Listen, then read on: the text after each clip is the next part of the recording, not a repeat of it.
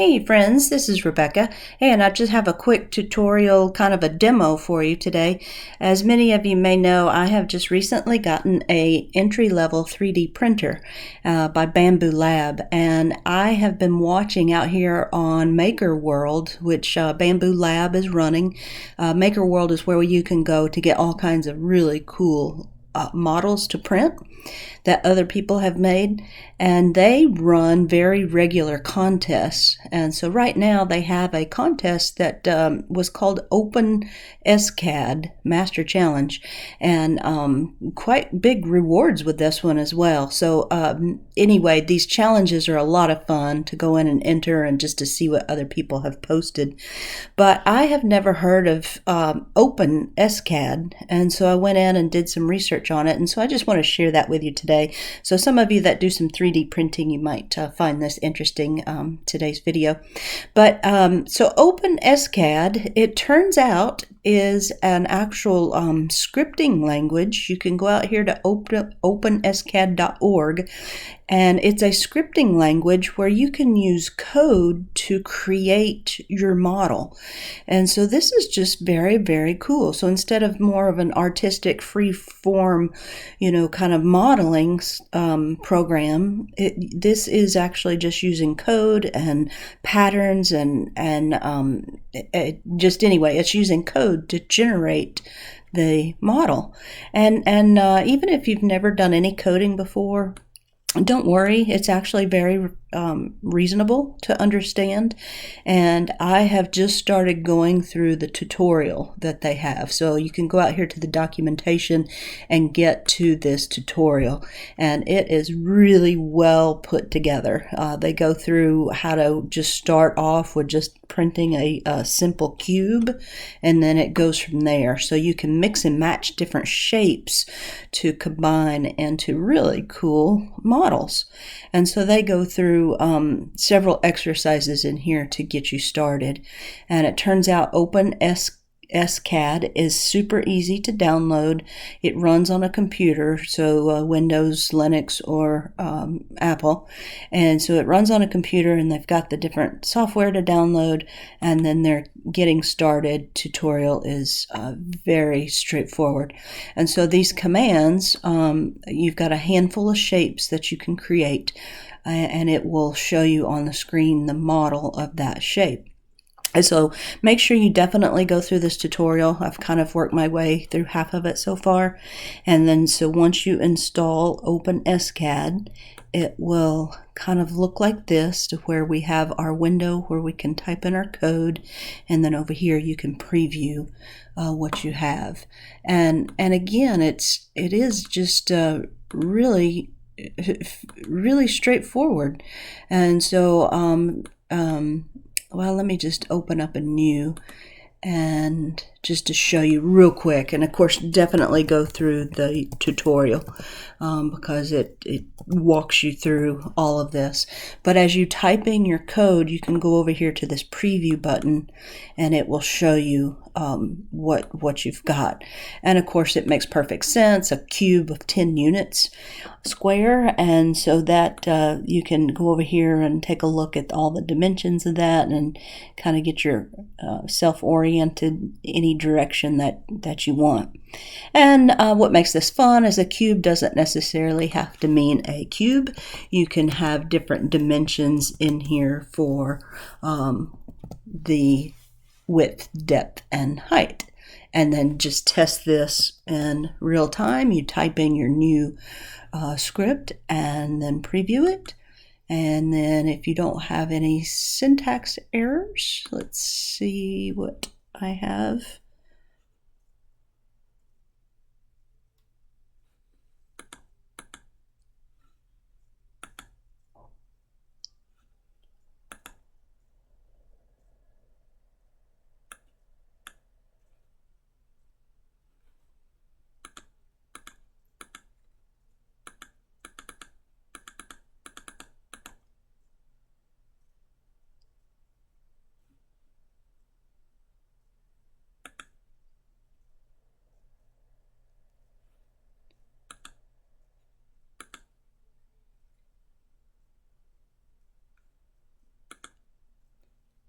there we go. I forgot the brackets.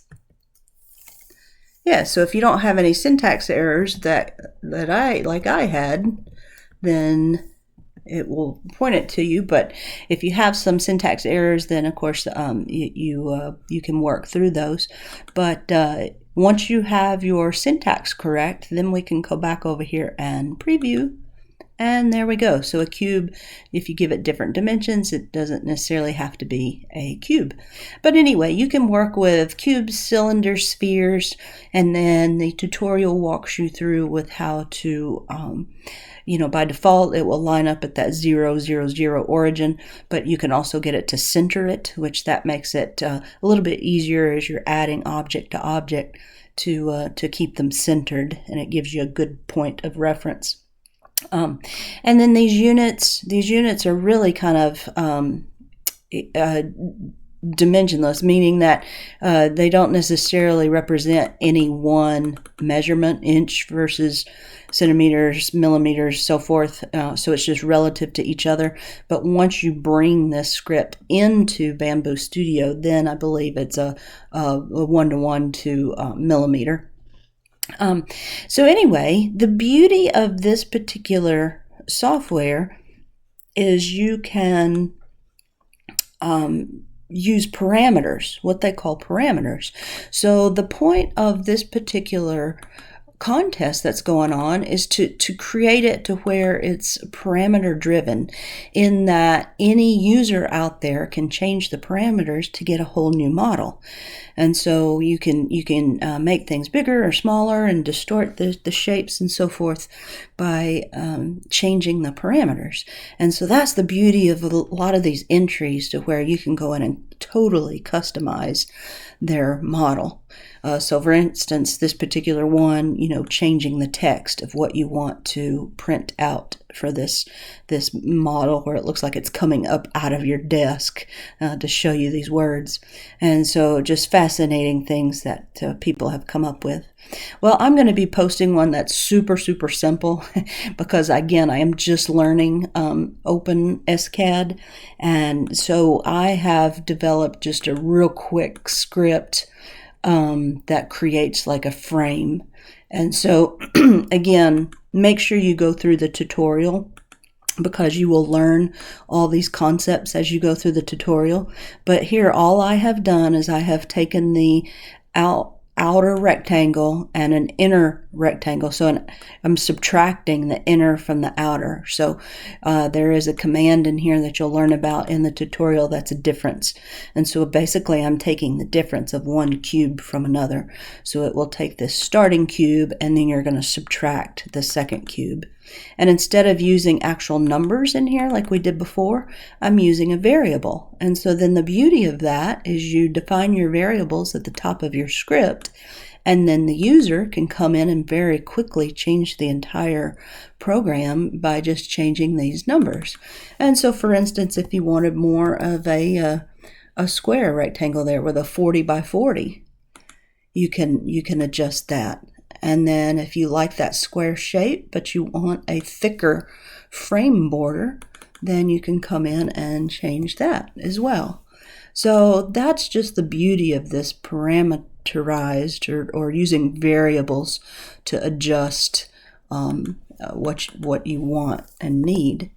And so it's just very fascinating. Again, I am just now learning how to do a lot of this, but the tutorial will walk you through everything that you need to learn for this particular part. So it's very, very cool. The only thing that it's a little bit tricky in here was if you, let me take this part out and I'll show you. If you don't add what they call just a little offset, then the two shapes are kind of identical on the same plane. And so it doesn't subtract them correctly. Or maybe not what you think you want. And so it's important to go in and add just a little bit of like an offset in there, or a tolerance in there. And let's see, I think I had that in here. I can always go back and just undo, but yeah, let me just do that so you don't have to watch me painfully type here. Let's see, I should have my edit to undo Yeah, and then it just brought back, did it? Where was that? Let me undo again. Frame height.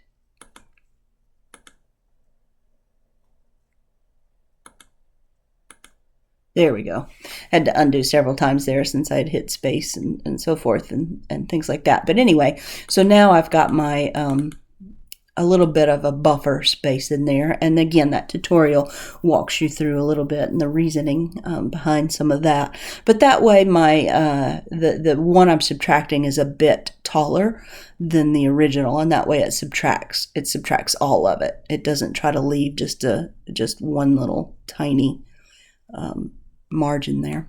All right, so let me rerun that code again to get back where we were, and then there we go. And so again, these scripts are super easy to create.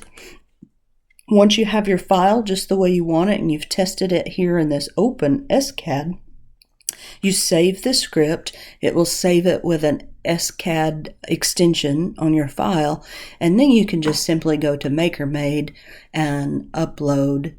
You can upload the actual printout of it and then go in and add an additional file for your SCAD file.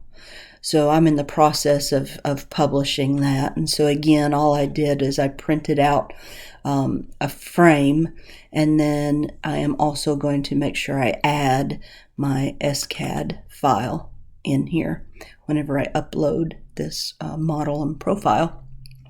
All right, and then once that gets added, I will put a link down below in case you want to come check out mine, and then you would be able to then open that SCAD file in their version of the tool where you can now play with it.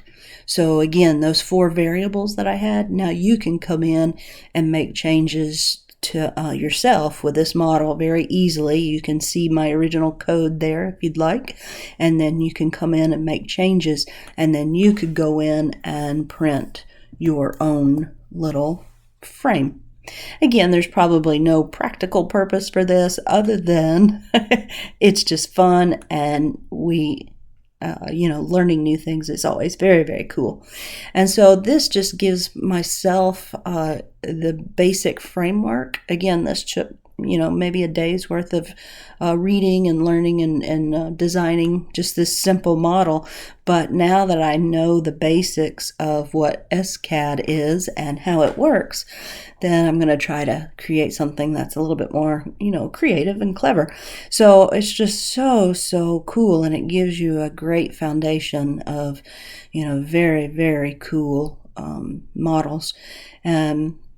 And so any kind of just, solid object that you need to create, and then of course by taking the difference, it doesn't necessarily need to be a solid, but like you could subtract one sphere from another sphere and come out with a hollow ball of some sort. So all kinds of things that could probably be created with this. And if it's a design that's very much pattern oriented and repeating patterns, then I think that's where the beauty of using this scripting language will come in to create some really fascinating models.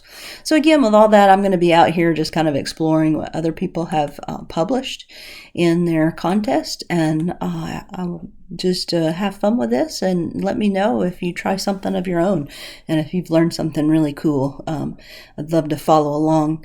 But anyway, thanks so much for watching, and I will talk to you guys soon. Bye-bye.